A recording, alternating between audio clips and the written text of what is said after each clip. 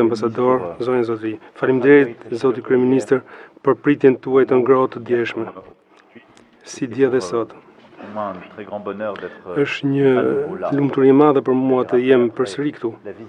Një vit e gjysmë pas vizitës sime të vjeshtës 2023 dhe pas vizitës suaj në Paris në 2024. Ministrat tanë janë gjithashtu takuar njërën anë dhe në tjetrën për këtë agenda me këtë intensitet të paparë. Vjeshta 2024 kishte 110 vjet pa vizita presidenti. Dua të filloj këtu për duke u falënderuar për rizgjedhjen tuaj, për besimin që morët, që është e rëndësishme për ju dhe për ne të gjithë, sepse është ky mandat që do na lejojë të vazhdojmë këtë agenda kaq ambicioze të dëshiruar nga vendi që për kaq vjetësh.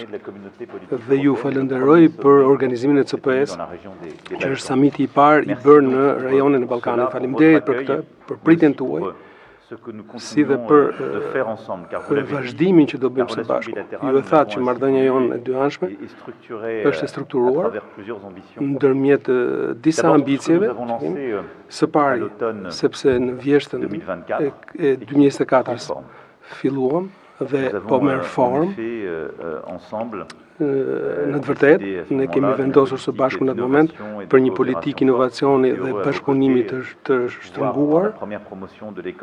Jam shumë i lumtur që pash promocionin e parë të shkollës 42, marrëveshjen për Green Eye shqiptare, e mbështetur nga Franca, që është një nga akset e rëndësishëm të këtij partneriteti. Dhe ajo që ishte vendosur në vjeshtën e 2023-shit u bë fakt. Shkolla 42 është një realitet, promocionet e para kanë filluar dhe ne mundohemi të transformojmë gjërat krahasues. Në të njëjtën mënyrë, ne kemi vendosur për liceun francez të Korçës, gjithçka ishte vendosur është bërë, studimi paraprak është bërë, ne do vazhdojmë ta përshpejtojmë. Bashkëpunimi universitar, partneriteti ndërmjet Universitetit të Tiranës dhe Universitetit Teknologjik të Kompjenjës po bëhet realitet dhe avancon. Më vonë vendosëm në prill të 2024 kur erdhët në kornizën e referencës në fushën ekonomike, projekti prioritar, menaxhimi i ujit, turizmi, bujqësia, me shumë aktorë francezë që më kanë shoqëruar ka një vit e gjysmë dhe që sot janë duke u shtrirë në për projekte ndërmjet nesh. Ju e rikujtuat, projekti kulturor që e duam, atë që do vizitojmë pak më poshtë dhe bashkëpunimet e shumta. E gjithë kjo për të thënë që deklaratat e kaluara para jush u bën realitet tani. Kemi avancuar gjithashtu në temat e mbrojtjes. Kjo është shumë e rëndësishme. Ministrat tanë nënshkruan dje marrëveshje dhe partneritete shumë strukturues. Ne do të vazhdojmë në të gjitha fushat me kapacitet të mirë. Radarët e mbikëqyrjes, bashkëpunim për strukturim aeror.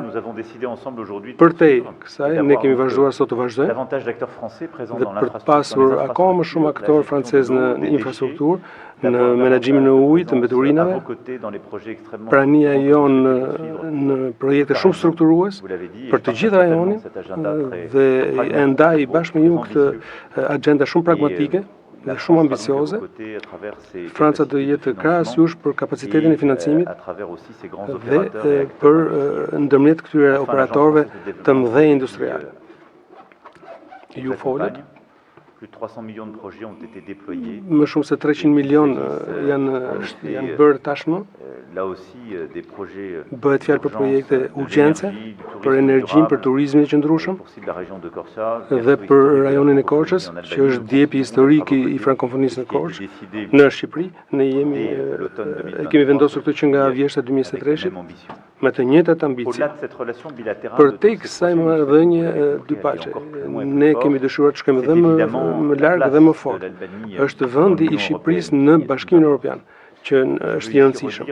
Dua ta rishpreh këtu bindjen e plot që kam, që shpreha gjatë vizitës së mëparshme për ribashkimin e kontinentit evropian për të bërë ballë sfidave të përbashkëta.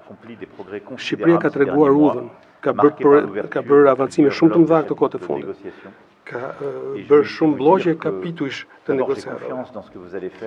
Unë kam besim të ajo që do të bëni ju dhe jam shumë i lumtur për mandatin shumë të qartë që keni pasur. Udha e Shqipërisë është shumë e qartë drejt BE-s. Reformat ambicioze që po bëni dhe pas këtyre reformave dhe këtyre blloqeve negociatash që duken shumë teknike për bashkëdhetarët tuaj, është një udhë, është aventurë që është shumë sensibël. Folëm pak mbrëm për këtë udhën europiane. Franca do jetë krahasues për të shoqëruar në këto reforma dhe për të mbrojtur dhe për të shoqëruar në mënyrë që meritat tuaja të njihen nga të gjithë dhe që agjenda të mbahet. Sepse ju do mbani agjendën tuaj dhe ne do ta mbajmë tonën. Për këtë perspektivën e 2027-s, që nuk është vetëm një perspektivë, por një realitet. Të paktën që nga fillimi i mandatit tim të parë dhe ristrukturimi i 2019-s me strategjinë franceze për Ballkanin Perëndimor. Destinacionin i këtij rajoni dhe Shqipëria tregon udhën në mënyrë të shkëlqyeshme. Për këtë doja të dish i pranishëm përveç CPS, por për t'ju rishprehur besimin që kemi për udhën drejt Europës dhe besimin e Francës për këtë udhë europiane që do bëhet realitet. Faleminderit zoti kryeminist për pritjen tuaj dhe faleminderit shumë për miqësinë ndërmjet dy vendeve tona. Miqësia me Francën na nderon dhe është privilegj të jesh mik i Francës, vërtet.